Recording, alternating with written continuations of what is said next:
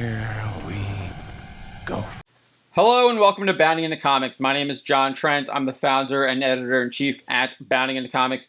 Today I got a story about the Lord of the Rings, The Rings of Power Superfans review, putting the focus on racial identity politics. Surprise, surprise. The Superfans review was shared to the Amazon Prime Video UK YouTube channel. Prime Video is the company that is producing the Lord of the Rings, The Rings of Power television show. The Superfans review was hosted by Mr. Isla, a BBC Asian network presenter, and featured, quote, the fellowship of influencers that included Chanel Williams, Joel Rochester, and Kelsey Ellison.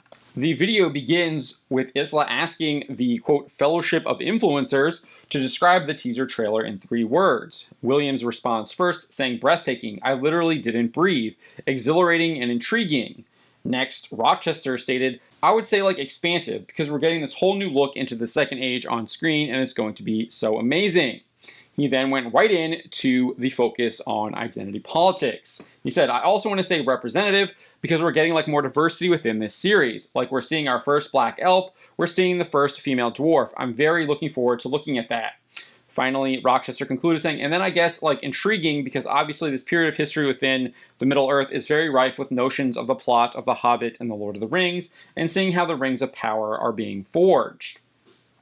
Ellison then said, I would say awestruck, mystified, and starstruck. In the next bit, Isla gets right to the point of identity politics. Remember, this is the second question from the Amazon host. This is Amazon asking this question through Isla. This is what Amazon is promoting. Isla begins saying, so in the teaser trailer, and obviously there's a lot of stuff that you've probably read about it, we're introduced to the first black elf, we're introduced to the first female dwarf. Now, diversity, especially on screen as an actor, it means a lot to me because growing up, I hardly saw that watching TV and watching a lot of films and stuff. I never saw people of my color, so it's exciting to see that diversity is being explored in the Rings of Power. What are your thoughts on the casting decisions? Rochester is the first to answer. He says, I'm very excited for it because Tolkien's work was always about being inclusive. I mean, we see it through the Fellowship, like a bunch of people from different backgrounds coming together in order to face a common enemy, being Sauron. And just seeing the casting decisions, it's really, really exciting to see. It's just going to mean so much to me personally because it's getting that representation in Middle-earth. Young kids are going to see that on screen, and it's just going to be really nice for them to be like, oh, hey, there's someone that looks just like me, at being like an elf and a dwarf, and it just fills me with a lot of hope for the future of the Rings of Power, and seeing much more diversity being included as well. So, first off, the other side also had a lot of people from different backgrounds coming together to face their common enemy, which was everyone else. So that point doesn't really work, does it? And the second point is they always try and drag this out that people have to see themselves represented on screen. They don't.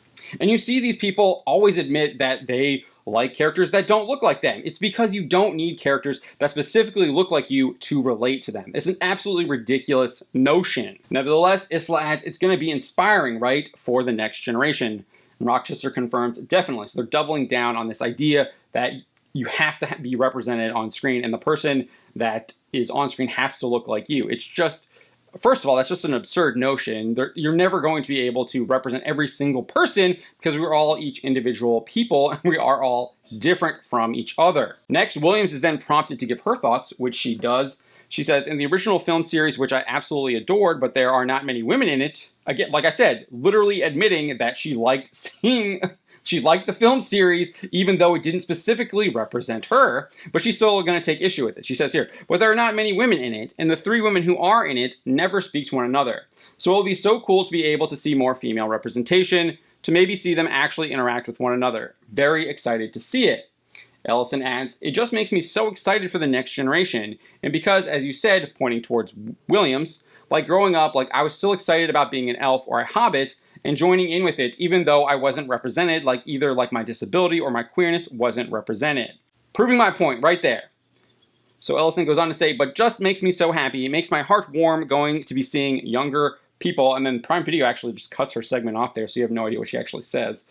It just completely cuts off. Hard cut. But again, that proves my point. You don't need to specifically be representing every single person or seeing yourself being represented on screen to enjoy something, as both Williams and Ellison make very clear that they still enjoy The Lord of the Rings without it specifically representing them or having characters that look exactly like them in the work of fiction. After highlighting the show's racial identity politics through its casting, the so-called influencers then give vague statements about what intrigued them the most about the teaser trailer.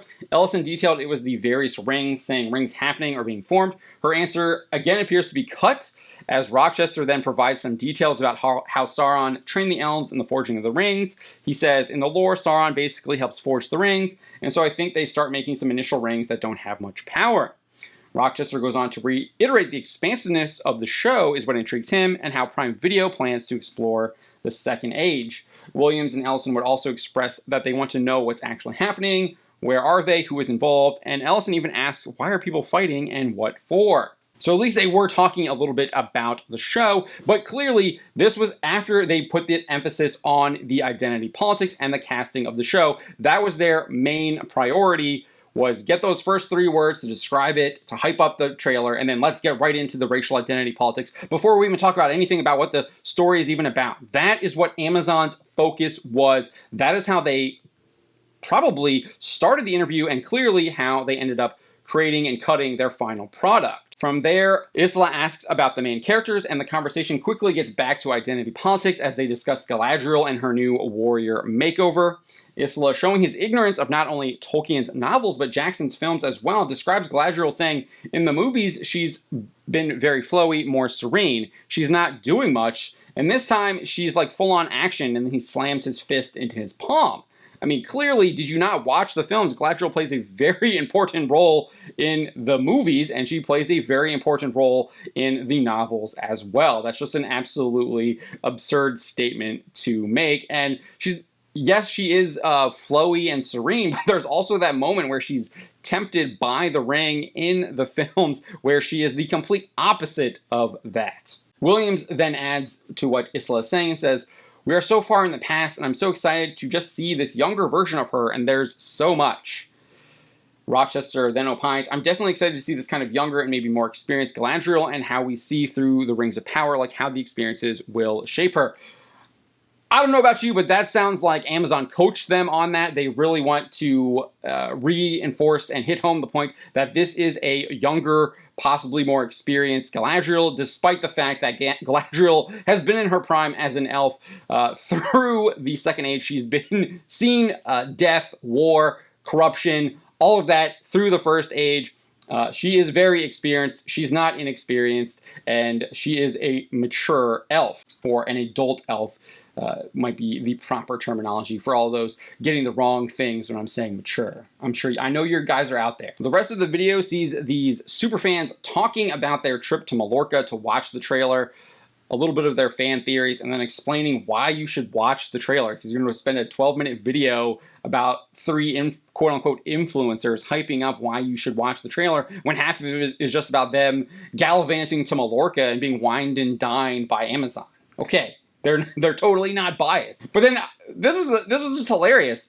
After putting the focus on real-world identity politics throughout this entire video, Isla then states, you're just going to be transported to another world and you're just going to forget your own for the whole time you're going to watch it. That's clearly what we hoped would happen, but that's clearly not what Amazon's actually going to be doing, as they're going to be beating you over the head with identity politics. We're seeing it from the get-go with the promotion of this show. They not only are doing it from the showrunner's perspective in Vanity Fair puff pieces, but we're now seeing it in these fake superfan trailers where it's clearly just quote-unquote social media influencers. I mean, that's what they're calling them, the Fellowship of Influencers, because they want to influence you. That's their whole job. This is just another piece of evidence that this show is going to be an absolute train wreck, another red flag of the many that we have seen just in like 2 weeks. It's amazing how many red flags this show has. Those are my thoughts on the matter. Let me know what you think. My name is John Trent, and you've been watching Bounding Into Comics.